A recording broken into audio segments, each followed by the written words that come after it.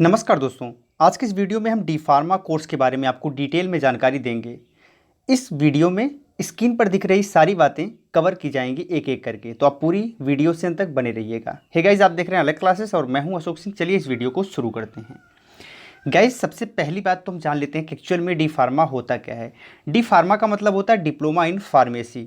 Basically ये 2 वर्ष का डिप्लोमा कोर्स है जिसमें आपको मेडिसिन में करियर बनाने का अवसर मिलता है। इस कोर्स को करने के बाद आप एथराइज हो जाते हैं अपना खुद का मेडिकल शॉप या हम कह सकते हैं मेडिकल सेंटर खोलने के लिए, या फिर आप किसी भी ड्रग्स कंपनी में जाके काम भी कर सकते हैं। चलिए इसके बारे में डिटेल में जानते हैं। तो यहाँ पर सबसे पहली बात तो ये है कि अगर आप डी फार्मा कोर्स में एडमिशन लेना चाहते हैं तो एटलीस्ट आपके पास 10+2 की डिग्री होनी चाहिए, वो भी फिजिक्स केमिस्ट्री मैथ या फिर फिजिक्स केमिस्ट्री बायो के साथ। यहाँ पर जब आप ये डिग्री लेते हैं तो कम से कम अगर आप SC/ST कैटेगरी से बिलोंग करते हैं तो भी आपका 45% होना चाहिए। वहीं अगर आप जनरल कैटेगरी से बिलोंग करते हैं तो एटलीस्ट 50% आपका होना चाहिए। लेकिन कुछ यूनिवर्सिटीज़, कुछ अच्छे लेवल के कॉलेज डिमांड करते हैं कि कम से कम 60% आपका 10+2 में हो, तभी वो आपको डी फार्मा कोर्स में एडमिशन देते हैं। तो यहाँ पर अलग अलग यूनिवर्सिटी और कॉलेज के हिसाब से इसमें चीज़ें होती रहती हैं।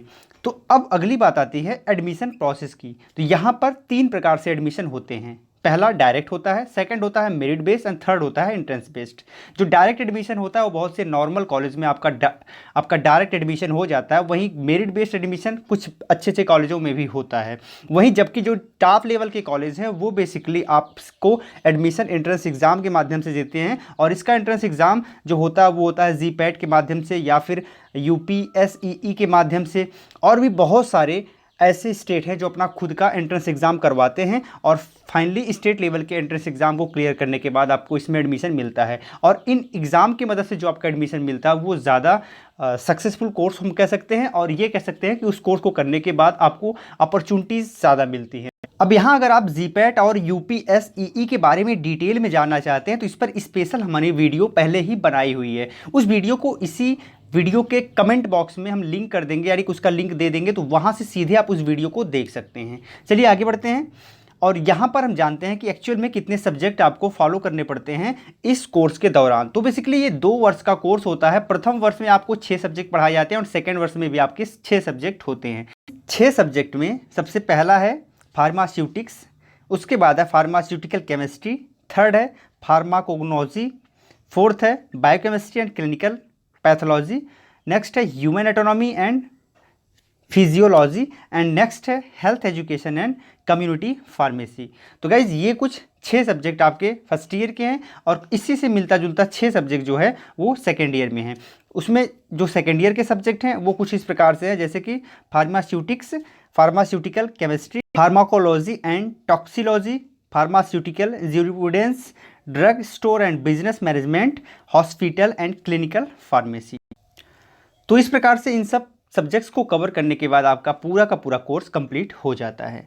अब बात आती है इसके फ़ीस के, यानी कि जब आप एडमिशन लेते हो तो कितनी फ़ीस आपको पे करनी पड़ती है। तो यहाँ पर अगर आपको गवर्नमेंट अच्छे कॉलेज यूनिवर्सिटी मिल जाते हैं तो आपके जो फ़ीस ईयरली पड़ते हैं लगभग 10,000 से 20,000 के बीच में पड़ सकते हैं।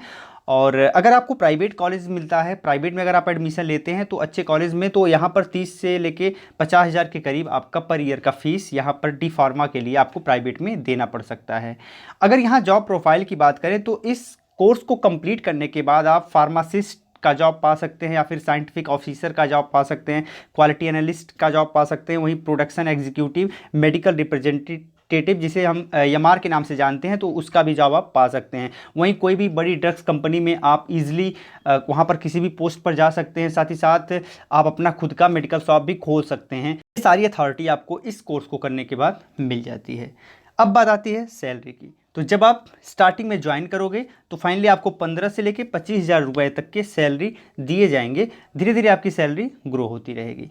तो गाइस, अगर यहाँ पर कुछ टॉप रिकरिंग कंपनीज़ की बात करें, यानी कि जो रिक्रूटमेंट करती हैं कुछ अच्छी कंपनीज़ के बारे में, तो यहाँ पर सबसे पहला नाम आ जाता है सिप्ला, मैनकाइंड, सन फार्मास्यूटिकल्स। ऐसे कुछ बहुत टॉप लेवल की कंपनीज़ हैं जो कि रिक्रूटमेंट करती हैं, और फाइनली वो आप उन कंपनी में भी जॉब कर सकते हो। तो इस प्रकार से हमने लगभग सभी पक्षों को कवर करने का प्रयास किया है और आपको पूरी जानकारी देने का प्रयास किया है। वीडियो आपको कैसी लगी आप कमेंट में लिखकर ज़रूर बताइए। साथ ही साथ आपको अगर वीडियो अच्छी लगी हो लाइक करिएगा, शेयर करिएगा। अगर आपने अब तक हमें सब्सक्राइब नहीं किया है तो सब्सक्राइब करके नोटिफिकेशन बेल यानी घंटी पर प्रेस करके ऑल नोटिफिकेशन को ऑन कर लीजिएगा, जिससे इतने महत्वपूर्ण टॉपिक पे वीडियोज़ आपको कभी मिस ना हो, हमेशा मिलती रहें। तो गाइस बहुत बहुत धन्यवाद। जय हिंद।